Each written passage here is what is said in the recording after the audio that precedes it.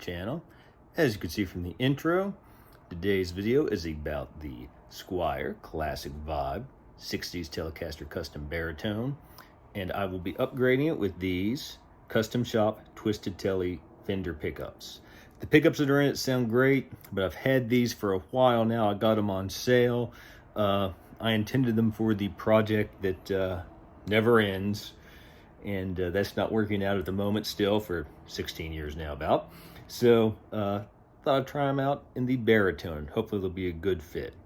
The neck pickup of the Twisted Tele set is renowned and often used in custom shop creations. However, you don't hear as much about the bridge pickup. It's often the neck's often paired with another pickup in the custom shop. So I thought I would give them a try and see how they sound, because by the description, the bridge pickup sounds like it is right up my alley. And in my next big recording project, I intend to use the baritone a lot, so I think it's definitely worthy of these pickups, and it's simply a great guitar. So I will read what Fender has to say about the Twisted Tele Telecaster pickup set from the custom shop. Custom shop Twisted Tele pickups deliver hot, high-output Telecaster guitar tone with a dash of sparkling Stratocaster guitar character. Each pickup is tailored to its position, neck and bridge, to achieve its individual sonic character. The neck pickup's taller bobbin is designed to accommodate more windings, combined with a slightly shorter bridge pickup bobbin for dark, full-bodied mid-range, which sounds great for me in a Tele pickup. So let's get these in, see how it sounds, and we'll do some blind sound samples too. We put in the Twisted Tele pickups. Some interesting things from taking apart the Squier Classic Vibe 60s Telecaster Custom Baritone. It is routed for a humbucker if you wanted to throw one in there. And I think even more interesting, it does not have one of the cheap switches. That looks like an Oak Grigsby switch.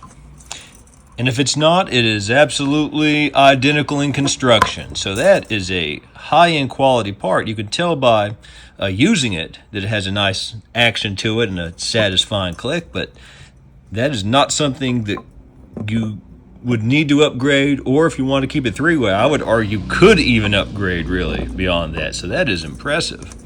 It does have the tiny pots here. And also, taking a look here, we can tell that though they are just standard Squier Telecaster pickups, they are regular construction. So they sound good. There's not a thing wrong with these. I just want to see how the Twisted Tele sound in this. So very impressed by this. So if you get one of these, in addition to being able to put a humbucker in if you wanted, you already have a high quality switch and a bone nut. So this is a really quality guitar. So let's get these custom shop pickups in. The soldering iron is heating up, and while we're waiting, I wanted to note that this Twisted Tele bridge pickup has the very slight magnet stagger, which I really like. So that's another thing I like about these.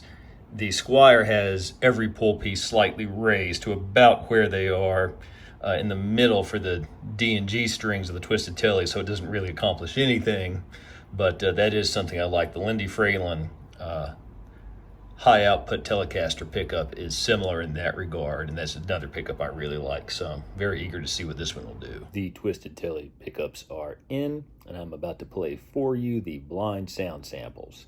I've already recorded them all and listened to them all, and I wanted to note that in some of the samples there is a high frequency vibration, and this is for both sets of pickups. I think that it is something on the amp that I need to figure out what it is, and it's the extra low end, I think, from it being a baritone that I don't typically get with regular guitar strings. So I apologize for that, but know that it is not the pickups, and I don't think it's the guitar either. I think it is the amp, which is a Boss Katana, which I use for them all. But that being said, I am now going to play them for you, and we'll be back with the answer.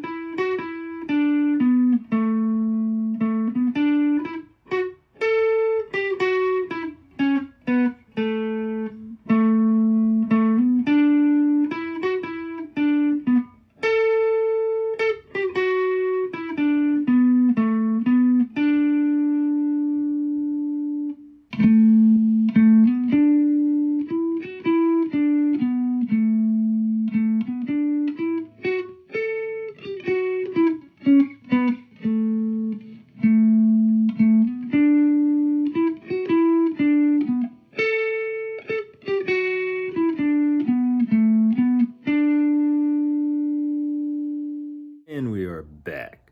Before I reveal the answer, as usual, all of those samples were recorded with an SM57 close mic'd directly into the audio interface, directly into the recording device with no post-production EQ or compression, though of course YouTube compresses everything pretty heavily. So, with no further ado, pickup set A were the stock pickups and B were the Twisted Tele.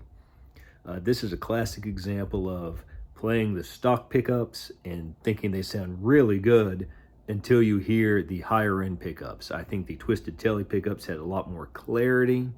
And I noticed some interesting things when I was listening back to the sound samples and looking at the graphics of the audio recordings.